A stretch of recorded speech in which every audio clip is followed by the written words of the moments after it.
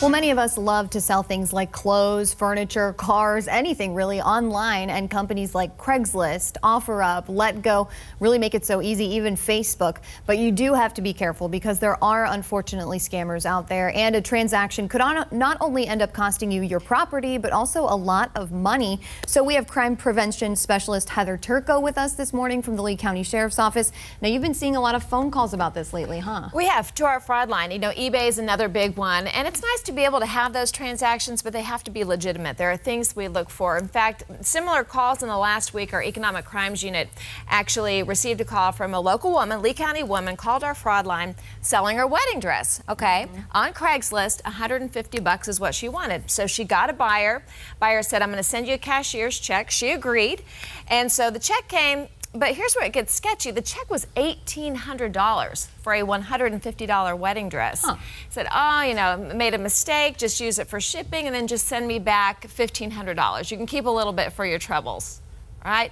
That's a red flag. Overpayment for anything. So cashier's check, really not the way to go. But if they say, oh, you overpaid, well, you made a mistake, I'll send it back to you or rip it up and then reissue it, okay? But cash really is the best way to go. Sounds like it. There's a lot of things to keep in mind when you are shopping online. A lot of things you can really remember to protect yourself from becoming a victim of this. And one of the things, like you said, is using cash, being aware of those cashier's checks. Well, unfortunately, she did send that money to that man, and she's out that money, $1,500, and she realized it was an issue because she got another cashier's check, but they were trying to do it again. You know, and sometimes when you do fall victim, you get on some sort of list where they say, let's get her, we can get her again.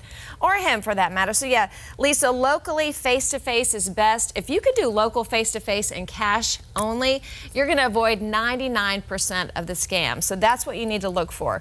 Never wire funds, cash only, no cashier's check. That's really not a good idea, or money order.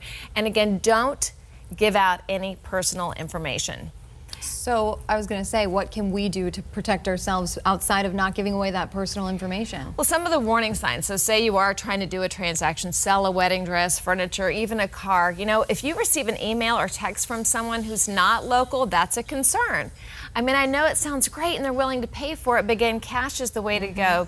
If you get a request for someone who wants you to wire funds or them to wire funds to you, any check or money order like that, just be wary. If they refuse to meet you face to face, we say get out of there.